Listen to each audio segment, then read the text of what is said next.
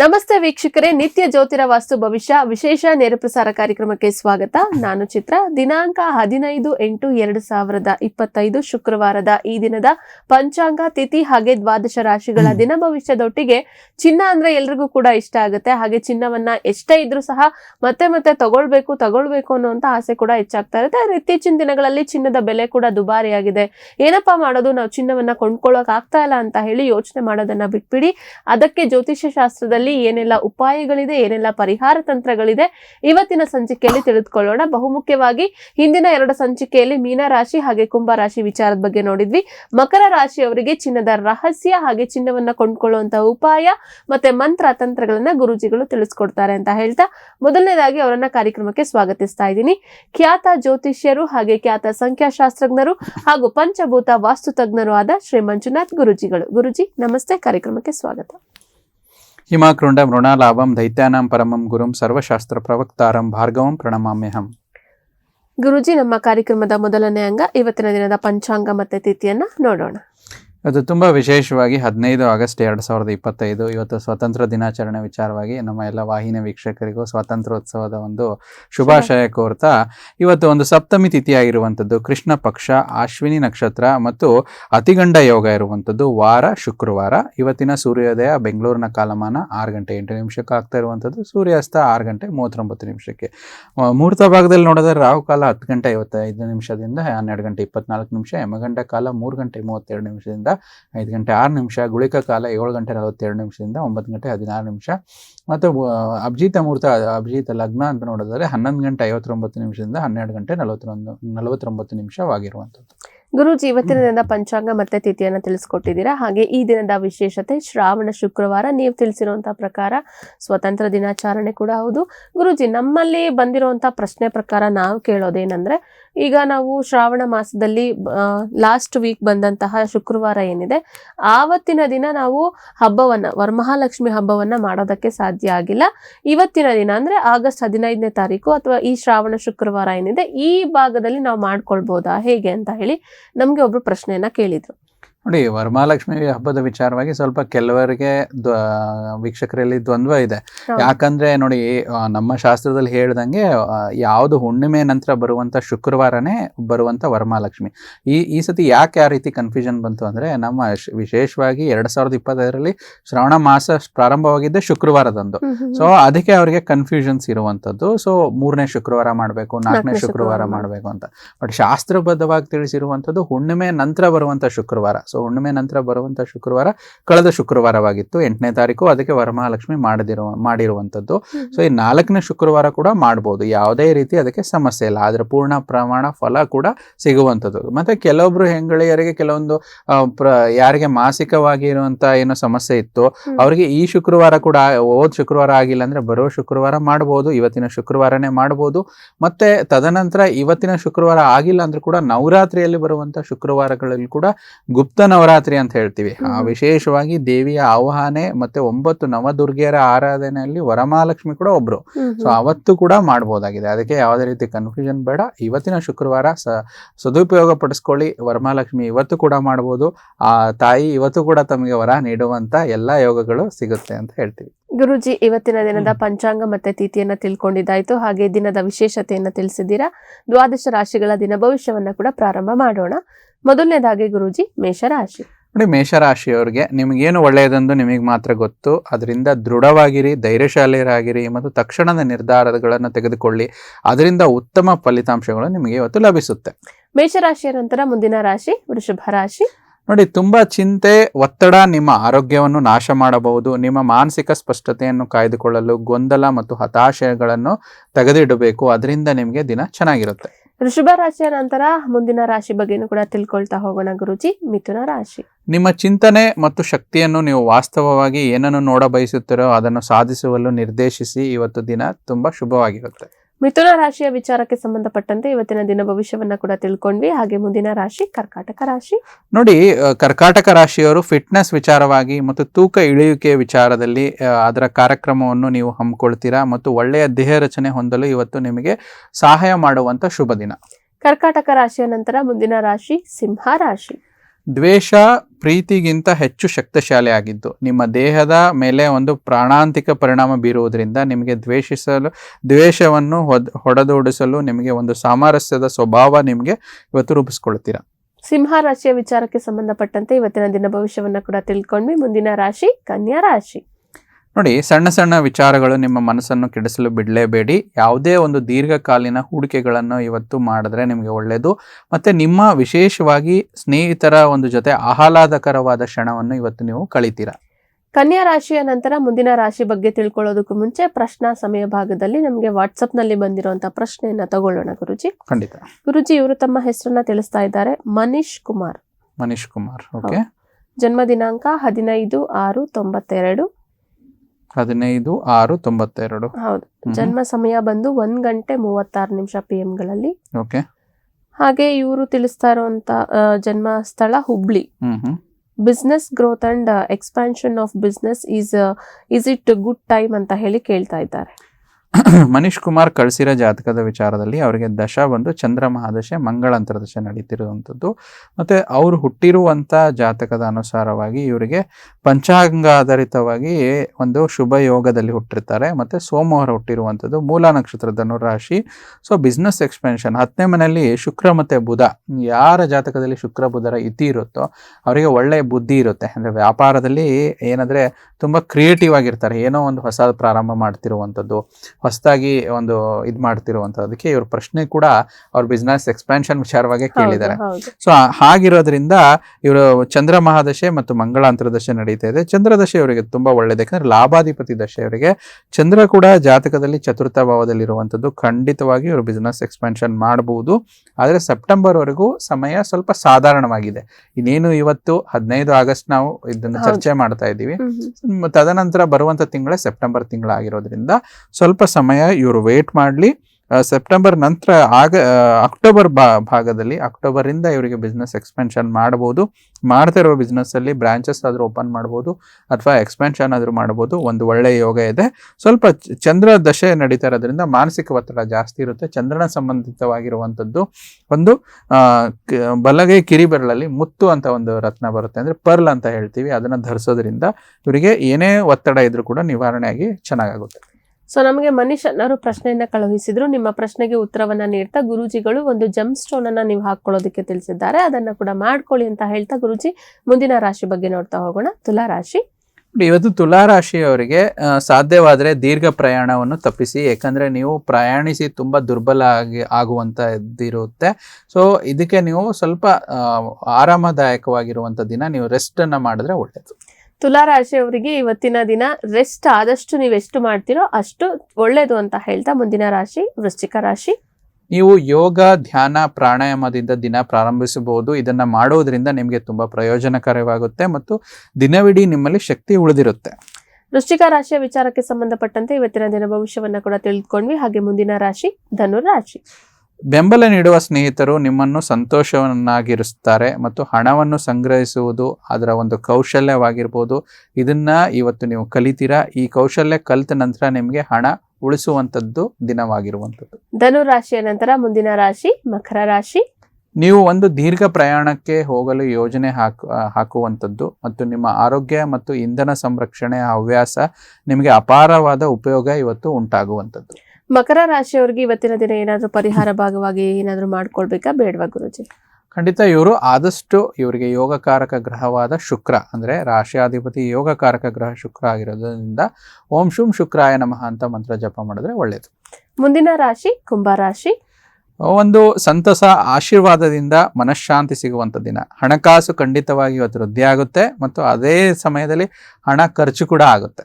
ಕುಂಭರಾಶಿಯವರು ಹಣ ಖರ್ಚು ಇವತ್ತು ತುಂಬಾ ಹೆಚ್ಚಾಗಿ ಮಾಡ್ತೀರಾ, ಆದ್ರೆ ನೀವು ಮಾಡುವಂತಹ ಖರ್ಚಿನ ಹತೋಟಿಯಲ್ಲಿ ಮಾಡಿ ಅಂತ ಹೇಳಿ ತಿಳಿಸ್ತಾ ಕೊನೆಯ ಹಾಗೂ ಮುಂದಿನ ರಾಶಿ ಮೀನರಾಶಿ.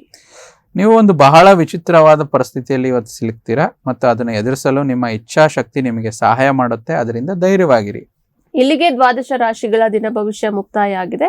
ವೀಕ್ಷಕರೇ, ನೀವು ಸಹ ಗುರೂಜಿಗಳ ಬಳಿ ನೇರವಾಗಿ ಮಾತಾಡಬೇಕು ಅಂದ್ರೆ ಕೆಳಗಡೆ ಡಿಸ್ಪ್ಲೇ ಆಗ್ತಾರೋ ನಂಬರ್ಗೆ ಕಾಲ್ ಮಾಡಬಹುದು, ಅಥವಾ ವಾಟ್ಸಪ್ ನಲ್ಲಿ ನಿಮ್ಮ ಹೆಸರು, ವಿಳಾಸ, ನೀವು ಹುಟ್ಟಿರುವಂತಹ ಸ್ಥಳ, ವಿಳಾಸ ಏನ್ ಬೇಡ, ನೀವು ಹುಟ್ಟಿರುವಂತಹ ಸ್ಥಳ ಹಾಗೆ ಜನ್ಮ ಸಮಯ, ನೀವು ಕೇಳೋದಕ್ಕೆ ಬಯಸುವಂತಹ ಪ್ರಶ್ನೆಗಳು ಎಷ್ಟಿದೆ ಅದನ್ನ ಸಹ ನೀವು ನಮ್ಗೆ ಕಳಿಸ್ಕೊಟ್ರೆ ನಾವು ಲೈವ್ ನಲ್ಲಿ ಅದನ್ನ ತಗೊಳ್ತೀವಿ. ಇಲ್ಲಾಂದ್ರೆ ಗುರೂಜಿಗಳು ವಾಟ್ಸಪ್ ನಲ್ಲೇ ನಿಮಗೆ ಉತ್ತರವನ್ನ ಕೊಡ್ತಾರೆ ಅಂತ ಹೇಳ್ತಾ, ಗುರೂಜಿ ಮತ್ತೊಂದು ಪ್ರಶ್ನೆ ಇತ್ತು, ತಗೊಂಡ್ಬಿಡೋಣ. ಖಂಡಿತ. ಇವರು ತಮ್ಮ ಹೆಸರನ್ನ ತಿಳಿಸ್ತಾ ಇದ್ದಾರೆ ಗುರುಜಿ. ನಿಶ್ಚಲ್. ಜನ್ಮ ಸಮಯ ಬಂದು 3:30 PM. ಓಕೆ. ಜನ್ಮ ದಿನಾಂಕ 16/6/95. 16/6/95. ಓಕೆ. ಸೊ ಇವರು ಈಗ ಇಂಜಿನಿಯರ್ ಆಗಿ, ಹಾರ್ಡ್ವೇರ್ ಇಂಜಿನಿಯರ್ ಆಗಿ ಹೈದರಾಬಾದ್ ಅಲ್ಲಿ ವರ್ಕ್ ಮಾಡ್ತಾ ಇದ್ದಾರಂತೆ. ಪ್ರೆಸೆಂಟ್ಲಿ ಅವರ ಆಪರ್ಚುನಿಟೀಸ್ ಲೆಸ್ ಇದೆ, ಬೇರೆ ಯಾವ ಆಪರ್ಚುನಿಟಿನೂ ನನಗೆ ಸಿಗ್ತಾ ಇಲ್ಲ. Can I change my field to software by taking training ಅಂತ ಹೇಳಿ ಕೇಳ್ತಾ ಇದ್ದಾರೆ. ಟ್ರೈನಿಂಗ್ ತಗೊಳ್ಳೋದ್ರ ಮುಖಾಂತರ ನಾನು ಸಾಫ್ಟ್ವೇರ್ಗೆ ಹೋಗ್ಬೋದಾ, ಅದು ಸಾಧ್ಯ ಆಗುತ್ತಾ ಅಂತ ಹೇಳಿ ಕೇಳ್ತಾ ಇದ್ದಾರೆ. ಒಂದ್ ರೀತಿಯಿಂದ ಟೆಕ್ನಿಕಲ್ ಪ್ರಶ್ನೆನೇ ಕೇಳಿದ್ದಾರೆ. ಯಾಕಂದ್ರೆ ನಮ್ಮಲ್ಲಿ ಬರುವಂತ ಹಲವಾರು IT ಕ್ಷೇತ್ರದ ಉದ್ಯೋಗಗಳು ಈಗ ಸ್ವಲ್ಪ ಈ ಚಾಟ್ GPT ಅಂತ ಟೆಕ್ನಾಲಜಿಯಿಂದ ತುಂಬಾ ಕೆಲಸ ಕಳ್ಕೊಂತಾ ಇದ್ದಾರೆ. ಅದ್ರಲ್ಲಿ ರಿಸ್ಕ್ ತಗೊಂತಾ ಇದ್ದಾರೆ. ಬಟ್ ತೊಂದರೆ ಇಲ್ಲ. ದಶ ಬಂದು ಶನಿ ಮಹಾದಶೆ, ಶುಕ್ರ ಅಂತರ್ದಶ ನಡೀತಿದೆ. ಇವರು ನಿಶ್ಚಲ್ ಯಾರು ಕಳ್ಸಿದ್ದಾರೆ. ಸೊ ಖಂಡಿತ ಬದಲಾವಣೆ ಮಾಡ್ಬೋದು. ಆದ್ರೆ ಮುಂದಿನ ವರ್ಷ ಮಾರ್ಚ್ ನಂತರ ಒಳ್ಳೆ ಯೋಗ ಇದೆ. ಅಲ್ಲಿವರೆಗೂ ಇವರು ಟ್ರೈನಿಂಗ್ ಆ ತರ ಏನಾದ್ರು ಪಡ್ಕೋಬಹುದು. ಅದನ್ನ ಪಡ್ಕೊಂಡ್ ಮಾಡಿದ್ರೆ ಇವ್ರಿಗೆ ಯಾವುದೇ ಸಮಸ್ಯೆ ಆಗಿಲ್ಲ. ಒಂದು ದಶಾಭುಕ್ತಿನಲ್ಲಿ ಆದಷ್ಟು ಒಂದು ಶಿವನ ಆರಾಧನೆ ಜಾಸ್ತಿ ಮಾಡುವಂಥದ್ದು, ಶಿವನ ದೇವಸ್ಥಾನಕ್ಕೆ ಹೋಗುವಂಥದ್ದು, ಓಂ ಸೋಮ ಸೋಮಾಯ ನಮ ಜಪ ಮಾಡುವಂಥದ್ದು. ಮುಂದಿನ ವರ್ಷ ವೇಟ್ ಮಾಡಿ ಖಂಡಿತ ಚೇಂಜ್ ಮಾಡಿದ್ರೆ ಒಳ್ಳೇದಾಗುತ್ತೆ. ಸೊ ನಮ್ಗೆ ನಿಶ್ಚಲ್ ಕೂಡ ಪ್ರಶ್ನೆಯನ್ನ ಕಳುಹಿಸಿದ್ರು. ಗುರೂಜಿಗಳು ತಿಳಿಸಿರೋ ಪ್ರಕಾರ ಮುಂದಿನ ವರ್ಷ ನೀವು ಚೇಂಜ್ ಮಾಡಿದ್ರೆ ಅದು ಕೂಡ ಒಳ್ಳೇದಾಗುತ್ತೆ ಅಂತ ತಿಳಿಸ್ತಾ, ಮಕರ ರಾಶಿಯವರು ಯಾರೆಲ್ಲ ಇವತ್ತಿನ ಸಂಚಿಕೆಯನ್ನ ನೋಡ್ತಾ ಇದ್ದೀರಾ ಕೊನೆವರೆಗೂ ಕೂಡ ಮಿಸ್ ಮಾಡದೆ ನೋಡಿ. ಯಾಕಂದ್ರೆ ಮಕರ ರಾಶಿಯವರು ಚಿನ್ನವನ್ನ ಕೊಳ್ಬೇಕಾದ್ರೆ ಯಾವೆಲ್ಲ ಯೋಗಗಳನ್ನ ನೀವು ಪಡೆದುಕೊಳ್ಬೇಕು ಅಂತ ಹೇಳಿ ಇವತ್ತಿನ ಸಂಚಿಕೆಯಲ್ಲಿ ತಿಳ್ಕೊಳ್ತಾ ಹೋಗೋಣ. ಗುರೂಜಿ, ಮಕರ ರಾಶಿಯವರ ವಿಚಾರವಾಗಿ ಚಿನ್ನದ ರಹಸ್ಯ ಏನಿದೆ ಅಂತ ಹೇಳಿ, ಜೊತೆಗೆ ಇವರಿಗೆ ಸುಲಭವಾಗಿ ಚಿನ್ನ ಸಿಗುತ್ತಾ, ಅಥವಾ ಚಿನ್ನವನ್ನ ಕೊಳ್ಳೋದಕ್ಕೆ ಏನೆಲ್ಲ ಯೋಗಗಳು ಇವರಿಗೆ ಇದೆ ಅಂತ ಹೇಳಿ. ನೋಡಿ, ಮೊದಲನೇದಾಗಿ ಮಕರ ರಾಶಿಯವರಿಗೆ ಅಧಿಪತಿ ಅಂದ್ರೆ ಶನಿ ಗ್ರಹ. ಶನಿ ಅಂತಂದ್ರೆ ಏನಾಗುತ್ತೆ, ಸರ್ವ ಕಷ್ಟಗಳನ್ನು ನೀಡುವಂತ ಗ್ರಹ ಅಂತ ಜನರು ಸರ್ವೇ ಸಾಮಾನ್ಯವಾಗಿ ಅನ್ಕೊಂಡಿದ್ದಾರೆ. ಬಟ್ ಶನೇಶ್ವರರು ಬಿಟ್ಟು ಹೋಗ್ಬೇಕಾದ್ರೆ ಕೊಟ್ಟೋಗ್ತಾರಂತೆ. ಅಂದ್ರೆ ಪ್ರತಿಯೊಂದು ನಮ್ಮ ಒಂದು ರಿಸರ್ಚ್ ಪ್ರಕಾರದಲ್ಲಿ ಶನೇಶ್ವರ ಗ್ರಹ ಯಾವ ತರ ಅಂತಂದ್ರೆ ಈ ಅತ್ಯಂತ ಒಂದು ದುಬಾರಿ ಶ್ರೀಮಂತರಲ್ಲಿ ಶನಿ ಗ್ರಹ ತುಂಬಾ ಪ್ರಬಲವಾಗಿರುತ್ತಂತ. ಅಂದ್ರೆ ಅವರು ಒಳ್ಳೆ, ಯಾಕಂದ್ರೆ ಒಬ್ಬ ವ್ಯಕ್ತಿ ದೊಡ್ಡವರಾಗ್ಬೇಕು ಅಂದ್ರೆ ಅವ್ರಿಗೆ ಒಳ್ಳೆ ಕೆಲ್ಸಗಾರರು ಬೇಕು ಅಂತ. ಕೆಲ್ಸಗಾರರು ಮಕರ ರಾಶಿ, ಕುಂಭ ರಾಶಿ ಅವ್ರು ಯಾವುದೇ ಹುದ್ದೆಯಲ್ಲಿ ಇರಲಿ, ಒಂದು ಕಾರ್ಮಿಕ ಹುದ್ದೆಯಿಂದ ಒಂದು IAS ಅವರಿಗೆ ಇದ್ರು ಕೂಡ ದೇ ಆರ್ ವೆರಿ ಪರ್ಫೆಕ್ಷನಿಸ್ಟ್ ಅಂತ. ಅದ್ರ ವಿಚಾರದಲ್ಲಿ ಮಕರ ರಾಶಿಯವರು ಅದೃಷ್ಟವಂತರು. ಯಾಕಂದ್ರೆ ಕೆಲವರ ಸಂಚಿಕೆಗಳಲ್ಲಿ ನಾವು ಹೇಳ್ದಂಗೆ ಮಕರ ರಾಶಿ ಅಂದ್ರೆ 7.5 ಶನಿ, ಆ ಶನಿ ಎಲ್ಲಾನು ಸ್ವಲ್ಪ ತಲೆ ಕೆಡ್ಸ್ಕೊಂಡ್ಬಿಟ್ಟಿದ್ದಾರೆ. ಸೊ ಆದ್ರೆ ಯಾವುದೇ ರೀತಿ ಚಿಂತೆ ಬೇಡ. ಇವತ್ತು ಚಿನ್ನದ ವಿಚಾರವಾಗಿ ನೋಡೋದಾದ್ರೆ ಎಲ್ಲಾ ರಾಶಿ ನಕ್ಷತ್ರರಿಗೂ ಸರ್ವ ವಿಶೇಷವಾಗಿ ಆಕರ್ಷಿಸುವಂಥದ್ದು ಚಿನ್ನ. ಸೊ ಚಿನ್ನದ ಮೇಲೆ ಆಸೆ ಇರ್ಬೋದು, ಚಿನ್ನ ಸಂಗ್ರಹಿಸಿ ಇಟ್ಕೊಳ್ಳುವಂಥದ್ದು, ಮತ್ತು ಚಿನ್ನದ ಮೇಲೆ ಇರುವಂತ ಒಂದು ಅತ್ಯಂತ ವಿಶೇಷ ಕಾಳಜಿ ಮಕರ ರಾಶಿಯವರಿಗೆ ನಾವು ನೋಡ್ತಾ ಹೋಗ್ತೀವಿ. ನಮ್ಮ ಇತಿಹಾಸ, ಸಂಸ್ಕೃತಿ ಮತ್ತು ನೋಡಕ್ಕೆ ಹೋದ್ರೆ ಚಿನ್ನ ಎಲ್ಲಾ ಕಡೆ ಮಹತ್ವ ಕೊಟ್ಟಿದ್ದಾರೆ. ಸೊ ಅದರಲ್ಲಿ ವಿಶೇಷವಾಗಿ ಜ್ಯೋತಿಷ್ಯ ಶಾಸ್ತ್ರದಲ್ಲಿ ಮತ್ತು ವೈದಿಕ ಪರಂಪರೆಗಳಲ್ಲಿ, ಪೂಜೆ ಪುನಸ್ಕಾರ ಇತ್ಯಾದಿಗಳಲ್ಲಿ, ಆಯುರ್ವೇದ ಶಾಸ್ತ್ರಗಳಲ್ಲಿ ಚಿನ್ನಕ್ಕೆ ವಿಶೇಷ ಮಹತ್ವ ಇದೆ. ಮತ್ತು ಆಭರಣಗಳನ್ನು ಕೂಡ ಸಾಮಾನ್ಯವಾಗಿ ಚಿನ್ನಕ್ಕೆ ವಿಶೇಷವಾದ ಮಹತ್ವ ಕೊಟ್ಟಿದ್ದಾರೆ. ಚಿನ್ನದ ಆಭರಣಗಳಿಗೆ ಹೆಚ್ಚು ಮಹತ್ವವಿರುವಂಥದ್ದು. ಮತ್ತೆ ಚಿನ್ನದ ಆಸೆ ಖರೀದಿ ಎಲ್ಲರೂ ಮಾಡಲು ಬಯಸ್ತಾರೆ. ಚಿನ್ನ ಖರೀದಿ ಮಾಡುವವರು ಕೂಡ ವಿಶೇಷವಾಗಿ ಜ್ಯೋತಿಷ್ ಶಾಸ್ತ್ರದಲ್ಲಿ ನಾವು ಚಿನ್ನ ಖರೀದಿ ಮಾಡೋ ಯೋಗ ಇರಬೇಕು ಅಂತ ಹೇಳ್ತೀವಿ. ಅಂದ್ರೆ ದುಡ್ಡಿರೋರೆಲ್ಲ ಚಿನ್ನ ಖರೀದಿ ಮಾಡ್ತಾರಂತಲ್ವಲ್ಲ. ಸೊ ಚಿನ್ನ ಖರೀದಿ ಮಾಡುವಂತ ಯೋಗ ಇದ್ರೆ ಮಾತ್ರ ಚಿನ್ನ ಖರೀದಿ ಮಾಡುವಂಥದ್ದು ಆಗುತ್ತೆ. ಮತ್ತೆ ಈ ಒಂದು ಯೋಗವನ್ನು ಪಡೆದುಕೊಳ್ಬೇಕಂದ್ರೆ ಏನು ಅಂತ ನಾವು ನೋಡ್ತಾ ಹೋಗೋಣ. ಅಥವಾ ಅದ್ರ ಜೊತೆನಲ್ಲಿ ಚಿನ್ನವನ್ನು ಅಡಮಾನ ಇಟ್ಟಿದ್ರೆ ಮತ್ತೆ ಚಿನ್ನ ತರಲು ನಿಮ್ಗೆ ಏನೋ ಉಪಾಯಗಳು ಮಾಡಬೇಕು, ವಿಶೇಷವಾಗಿ ಮಕರ ರಾಶಿಯವರಿಗೆ. ಸೊ ಇದ್ರ ಪ್ರಕಾರ ನೋಡ್ತಾ ಹೋಗೋಣ. ರಾಶಿ ಆಧಾರಿತವಾಗಿ ಬೇರೆ ಬೇರೆ ರೀತಿ ಇದು ಇರುವಂಥದ್ದು. ಅದರಲ್ಲಿ ವಿಶೇಷವಾಗಿ ಮಕರ ರಾಶಿಯವರಿಗೆ ಅಡಮಾನ ಇಟ್ಟಿರುವಂಥ ಚಿನ್ನ ಪಡೆದುಕೊಳ್ಬೇಕಂದ್ರೆ ಏನ್ ಮಾಡ್ಬೇಕನ್ನೋ ವಿಚಾರದಲ್ಲಿ ಈ ರಹಸ್ಯಮಯವಾದ ವಿಚಾರ ನಾವು ನೋಡ್ತಾ ಹೋಗ್ತೀವಿ. ಸೊ ಕೆಲವೊಬ್ರು ಜನ ಹೇಳ್ತಾರೆ, ತುಂಬಾ ಜನ ಕಷ್ಟಪಟ್ರೆ ಆಗುತ್ತೆ ಗುರುಗಳೇ, ಇಲ್ಲಾಂದ್ರೆ ಆಗೋದಿಲ್ಲ, ಮಂತ್ರಕ್ಕೆ ಮಾವಿನಕಾಯಿ ಉದ್ರಲ್ಲ. ಆ ರೀತಿ ಅಲ್ಲ. ವಿಶೇಷವಾಗಿ ಮಕರ ರಾಶಿಯವರ ವಿಚಾರದಲ್ಲಿ ನೋಡೋದಾದ್ರೆ ಕಷ್ಟಪಟ್ಟೇ ಪಡ್ತಿರತ್ತಾವು ಅಂತ ಹೇಳ್ತೀವಿ. ಸೊ ಅದರಲ್ಲಿ ನೋಡೋದಾದ್ರೆ ಚಿನ್ನ ಖರೀದಿ ಮಾಡುವ ಒಳ್ಳೆಯ ಯೋಗ ಮತ್ತು ಮನಸ್ಥಿತಿ ಇರಬೇಕು. ಪ್ರಮುಖವಾಗಿ ಜ್ಯೋತಿಷ್ಯ ಶಾಸ್ತ್ರದಲ್ಲಿ ಮುಖ್ಯವಾಗಿರುವಂಥ ಗ್ರಹ ಶುಕ್ರ. ಮತ್ತು ದ್ವಿತೀಯಾಧಿಪತಿ ಅಂತ ಹೇಳ್ತೀವಿ. ಮಕರ ರಾಶಿಗೆ ದ್ವಿತೀಯಾಧಿಪತಿ ಶನೇಶ್ವರ ಗ್ರಹರೇ ಆಗ್ತಾರೆ. ಸೊ ಇಲ್ಲೇನಾಗುತ್ತೆ ಅಂದರೆ ಶುಕ್ರ ಗ್ರಹದ ವಿಚಾರವಾಗಿ ನೋಡೋದಾದ್ರೆ ನಾವು ತುಂಬ ಗಮನಿಸಬೇಕಾದ ಅಂಶ ಅಂತ ಹೇಳ್ತೀವಿ ಒಂದು ಚಿನ್ನ ಖರೀದಿ ಮಾಡುವಂಥ ಯೋಗ. ಮತ್ತು ಶನೇಶ್ವರ ಗ್ರಹರು ದ್ವಿತೀಯಾಧಿಪತಿ ಆಗಿರೋದ್ರಿಂದ ಶನೇಶ್ವರ ಗ್ರಹರ ಆರಾಧನೆ ಅಂದರೆ ಶನೇಶ್ವರ ಸ್ವಾಮಿಗೆ ಹೋಗುವಂಥದ್ದು, ದರ್ಶನ ಮಾಡುವಂಥದ್ದು ಇದು ತುಂಬ ಒಳ್ಳೆಯದಂತ ಹೇಳ್ತೀವಿ. ಮತ್ತು ಶುಕ್ರನ ವಿಚಾರವಾಗಿ ಲಕ್ಷ್ಮಿಯ ಆರಾಧನೆ ಮತ್ತು ದುರ್ಗೆಯ ಆರಾಧನೆ ಅಂತ ಹೇಳ್ತೀವಿ. ಈ ರೀತಿ ಹೆಣ್ಣು ದೇವರ ಆರಾಧನೆ ಮಕರ ರಾಶಿಯವರು ಮಾಡಿದ್ರೆ ಒಳ್ಳೆಯದು. ಪ್ರತಿಯೊಂದು ಶುಕ್ರವಾರ ಮತ್ತು ಶನಿವಾರಗಳಲ್ಲಿ ಈ ಆರಾಧನೆ ಮಾಡಿದ್ರೆ ಚಿನ್ನ ಖರೀದಿ ಮಾಡೋದಕ್ಕೆ ಅದ್ಭುತ ಯೋಗ ಉಂಟಾಗುತ್ತೆ. ಜೊತೆಗೆ ಚಿನ್ನ ಖರೀದಿ ಮಾಡಲು ಒಂದು ದೃಢ ಸಂಕಲ್ಪ ಕೂಡ ಇರಬೇಕು ಅಂತ ಹೇಳ್ತೀವಿ. ಮತ್ತು ದೃಢ ಸಂಕಲ್ಪದ ಜೊತೆಗೆ ದೇವರ ಆರಾಧನೆ ಅಂತ ಹೇಳ್ತೀವಿ. ಅಂದರೆ ನಿಮ್ಮ ಮನೆ ಹತ್ರ ಇರುವಂಥ ಯಾವುದೇ ಒಂದು ದೇವಸ್ಥಾನದಲ್ಲಿ, ಶನೇಶ್ವರ ಸ್ವಾಮಿ ದೇವಸ್ಥಾನ ಆಗಿರ್ಬೋದು ಅಥವಾ ಆಂಜನೇಯ ಸ್ವಾಮಿ ದೇವಸ್ಥಾನದಲ್ಲಿ ಒಂದು ನವಗ್ರಹದಲ್ಲಿ ಶನೇಶ್ವರರು ಇರ್ತಾರೆ. ಅಲ್ಲಿ ಏನಂತ ಹೇಳ್ತೀವಿ ಅಂದರೆ ಎಳ್ಳೆಣ್ಣೆಯನ್ನು ಕೊಡುವಂಥದ್ದು, ಎಳ್ಳೆಣ್ಣೆ ದಾನವಾಗಿ ಕೊಡುವಂಥದ್ದು, ಅಥವಾ ಅಲ್ಲಿ ಇಸ್ಕೊಂಡಿಲ್ಲ ಅಂತಂದರೆ ಅಲ್ಲಿ ದೇವಸ್ಥಾನದ ಅರ್ಚಕರಿಗೆ ನೀಡುವಂಥದ್ದು ತುಂಬ ಶುಭವಾಗುತ್ತೆ. ಮತ್ತು ಏನಾಗುತ್ತೆ ಅಂದರೆ ವಿಶೇಷವಾಗಿ ಶುಕ್ರ ಗ್ರಹ ಅನುಗ್ರಹ ಮಾಡ್ಕೋಬೇಕು ಅಂತಂದರೆ ಮುತ್ತೈದೆಯರಿಗೆ ಸಂಜೆ ಗೋಧೂಳಿ ಸಮಯದಲ್ಲಿ ಶುಕ್ರವಾರದೊತ್ತು, ಇವತ್ತು ಕೂಡ ವಿಶೇಷ ಶ್ರಾವಣ ಶುಕ್ರವಾರ ಇದೆ ಅಲ್ವಾ, ಅದು ಆಗಿರ್ಬೋದು, ಬೇರೆ ಶುಕ್ಲ ಪಕ್ಷದ ಶುಕ್ರವಾರದೊತ್ತು ಬಟ್ಟೆ, ಹಣ್ಣು, ವಸ್ತ್ರ, ತಾಂಬೂಲವನ್ನು ಕೊಡುವಂಥದ್ದು, ದೊಡ್ಡವರಾಗಿದ್ದರೆ ಅವರ ಆಶೀರ್ವಾದವನ್ನು ಪಡ್ಕೊಳ್ಳುವಂಥದ್ದು, ಇದರಿಂದ ಶುಕ್ರನ ಅನುಗ್ರಹ ಸಿಗುತ್ತೆ. ಜೊತೆಗೆ ಶನೇಶ್ವರನ ಸ್ವಾಮಿಗೆ ಒಂದು ಏನು ಹೇಳ್ತೀವಿ ಅಂತಂದರೆ ನೀಲಿ ಬಣ್ಣದ ಬಟ್ಟೆಯಲ್ಲಿ ಒಂದು ಕರಿ ಎಳ್ಳನ್ನು ಸುತ್ತಿ ಅಲ್ಲಿ ದೇವಸ್ಥಾನದಲ್ಲಿ ಕೊಡುವಂಥದ್ದು. ಈ ರೀತಿ ಶನಿಯ ಅನುಗ್ರಹ, ಶುಕ್ರನ ಅನುಗ್ರಹದಿಂದ ಯಥೇಚ್ಛವಾಗಿ ಚಿನ್ನದ ಸಂಪಾದನೆ ಮಾಡ್ಬೋದು ಮಕರ ರಾಶಿಯವರು. ಗುರುಜಿ, ಇನ್ನು ಕೂಡ ಹೆಚ್ಚಿನದಾಗಿ ಮುಂದುವರೆದು ನೋಡೋದಾದ್ರೆ ಮಕರ ರಾಶಿಯವರು ಚಿನ್ನವನ್ನ ಪಡೆದುಕೊಳ್ಳೋದಕ್ಕೆ ಜ್ಯೋತಿಷ್ಯ ಶಾಸ್ತ್ರದ ಪ್ರಕಾರ ಯಾವೆಲ್ಲ ಉಪಾಯಗಳು ಇದೆ ಅಂತ ಹೇಳಿ. ನೋಡಿ, ಖಂಡಿತ ಹಲವಾರು ಉಪಾಯಗಳು ನಮ್ಮ ಶಾಸ್ತ್ರದಲ್ಲಿ ಉಲ್ಲೇಖವಾಗಿರುವಂಥದ್ದು. ಅದರಲ್ಲಿ ವಿಶೇಷವಾಗಿ ನಾವು ತಿಳಿಸ್ದಂಗೆ ಮಕರ ರಾಶಿಯವರ ವಿಚಾರವಾಗಿ ನೋಡೋದಾದರೆ ಷಷ್ಠಿಯಾಧಿಪತಿ, ಮಕರ ರಾಶಿಗೆ ತುಂಬ ವಿಶೇಷವಾಗಿರುವಂಥ ಷಷ್ಠಿಯಾಧಿಪತಿ ಗ್ರಹ ಬುಧ ಅಂತ ಹೇಳ್ತೀವಿ. ಸೊ ಇಲ್ಲಿ ಏನಾಗುತ್ತೆ ಅಂದರೆ ಇವರಿಗೆ ಸ್ವಲ್ಪ ಅನೇಕ ರೀತಿಯಲ್ಲಿ ಸಾಲಗಳು ಬೇಗ ಆಗ್ಬಿಡುತ್ತೆ. ಅಂದರೆ ಅವರು ಚಿನ್ನ ಖರೀದಿ ಮಾಡೋಕ್ಕೆ ಕೆಲವೊಬ್ರು ದುಡ್ಡಿಂದ ಚಿನ್ನ ಖರೀದಿ ಮಾಡ್ತಾರೆ, ಮಕರ ರಾಶಿಯವರಿಗೆ ಸಾಲ ಪಡೆದು ಚಿನ್ನ ಖರೀದಿ ಮಾಡುವಂಥ ಯೋಗ. ಬಟ್ ಒಂದು ವಿಶೇಷ ಅನುಗ್ರಹ ಇದೆ, ಏನಂತಂದರೆ ನೀವು ಎಷ್ಟು ಸಾಲ ಮಾಡಿ ಚಿನ್ನ ಖರೀದಿ ಮಾಡಿದ್ರೆ ಒಳ್ಳೆಯದೇ ಆಗುತ್ತೆ. ಸೊ ಇಲ್ಲಿ ಚಿನ್ನದ ರಹಸ್ಯದ ವಿಚಾರವಾಗಿ ನಾವು ಮಕರ ರಾಶಿಯವರಿಗೆ ನೋಡ್ತಾ ಹೋದ್ರೆ ಒಳ್ಳೆ ಯೋಗಗಳನ್ನ ನಾವು ವೃದ್ಧಿಸಬೇಕು ಅಂತಂದ್ರೆ ಮೊದಲು ಒಂದು ಶುಕ್ರ ದೇವರ ಅನುಗ್ರಹ ಮತ್ತು ಮಹಾಲಕ್ಷ್ಮಿಯ ಅನುಗ್ರಹ ಬೇಕಾಗುತ್ತೆ. ಮಹಾಲಕ್ಷ್ಮಿ ಅನುಗ್ರಹ ತಾವು ಹೇಗೆ ಪಡಿತೀರಾ? ಒಂದು ಸಂಧ್ಯಾ ಕಾಲದಲ್ಲಿ ಅಥವಾ ಸಾಯಂಕಾಲದ ಹೊತ್ತು ಗೋಧೂಳಿ ಸಮಯದಲ್ಲಿ ಕೈ ಕಾಲು ಮುಖ ತೊಳೆದು ಮನೆಗೆ ಬಂದು ಒಂದು ದೀಪ ಮಹಾಲಕ್ಷ್ಮಿಯ ಆರಾಧನೆ ಅದು ಹೇಗೆ ಮಾಡ್ತೀರಾ? ಒಂದು ವಿಶೇಷ ಮಕರ ರಾಶಿಯವರು ನಿಮ್ಮ ಮನೆಯಲ್ಲಿ ದೇವರ ಮನೆ ಮುಂದೆ ಒಂದು ರಂಗೋಲಿಯನ್ನು ಹಾಕಿ ಒಂದು ಕಾಮಾಖ್ಯ ದೀಪನೋ ಒಂದು ತುಪ್ಪದ ದೀಪವನ್ನು ಅಂಟಿಸುವಂಥದ್ದು, ಜೊತೆಗೆ 8 ಮಹಾಲಕ್ಷ್ಮಿಯ ಪ್ರದಕ್ಷಿಣೆ, ಮಹಾಲಕ್ಷ್ಮಿಯ ಆರಾಧನೆ ಜೊತೆ ಮಹಾಲಕ್ಷ್ಮಿಯ ಪ್ರದಕ್ಷಿಣೆ, 8 ಪ್ರದಕ್ಷಿಣೆ ಹಾಕೋದ್ರ ಜೊತೆಯಲ್ಲಿ ಮಹಾಲಕ್ಷ್ಮಿಯ ಅಷ್ಟೋತ್ತರ ಪಠಣೆ ಮಾಡುವಂಥದ್ದು. ಈ ರೀತಿ ಬರುತ್ತೆ. ನಮಸ್ತಸ್ಸೆ ಮಹಾಮಾಯೆ ಶ್ರೀ ಪೀಠೇಶ್ವರ ಪೂಜಿತೆ ಶಂಖಚಕ್ರ ಗದಾಹಸ್ತೆ ಮಹಾಲಕ್ಷ್ಮಿ ನಮೋಸ್ತುತೆ. ಈ ರೀತಿ ಮಾಡಿ ಒಂದು ಪ್ರದಕ್ಷಿಣೆ ಹಾಕುವಂಥದ್ದು. ಮತ್ತೆ ಇನ್ನೊಂದು ಮಂತ್ರ, 2ನೇ ಅಷ್ಟೋತ್ತರ, ನಮಸ್ತಸ್ಸೆ ಗರುಡಾಚಾರ್ಯ ಕೋಲಾಸುರ ಭಯಂಕರಿ ಸರ್ವ ಪಾಪಹರೆ ದೇವಿ ಮಹಾಲಕ್ಷ್ಮಿ ನಮೋಸ್ತುತಿ ಅಂತ, ಇದು 2ನೇ ಅಷ್ಟೋತ್ತರ. ಈ ರೀತಿ ಒಂದೊಂದು ಅಷ್ಟೋತ್ತರ ನಂತರ ಒಂದೊಂದು ಪ್ರದಕ್ಷಿಣೆ ಹಾಕುವಂಥದ್ದು ಮಹಾಲಕ್ಷ್ಮಿಗೆ. ಈ ರೀತಿ 8 ಅಷ್ಟೋತ್ತರವನ್ನು ಮಾಡೋದ್ರಿಂದ ಏನಾಗುತ್ತೆ, ಮಹಾಲಕ್ಷ್ಮಿಯ ಪೂರ್ಣ ಕಟಾಕ್ಷ ಅವರಿಗೆ ಸಿಗುವಂಥದ್ದು, ಇದು ಒಳ್ಳೆಯದಾಗುತ್ತೆ. ಮತ್ತು ಶನೇಶ್ವರ ಗ್ರಹನ ಪರಿಹಾರ ಅಂತಂದರೆ ವಿಶೇಷವಾದ ಶನೇಶ್ವರ ಗ್ರಹಗಳ ಒಂದು ಕ್ಷೇತ್ರಗಳಂತ ಹೇಳ್ತೀವಿ. ನಮ್ಮ ತಮಿಳುನಾಡಲ್ಲಿ ಇರುವಂಥ ತಿರುನೆಲ್ಲಾರ್ ಅಂತ ಒಂದು ಕ್ಷೇತ್ರ ಇದೆ. ಅಲ್ಲಿ ಶನೇಶ್ವರ ಗ್ರಹದ ಮೂಲ ಒಂದು ದೇವಸ್ಥಾನ ಇದೆ.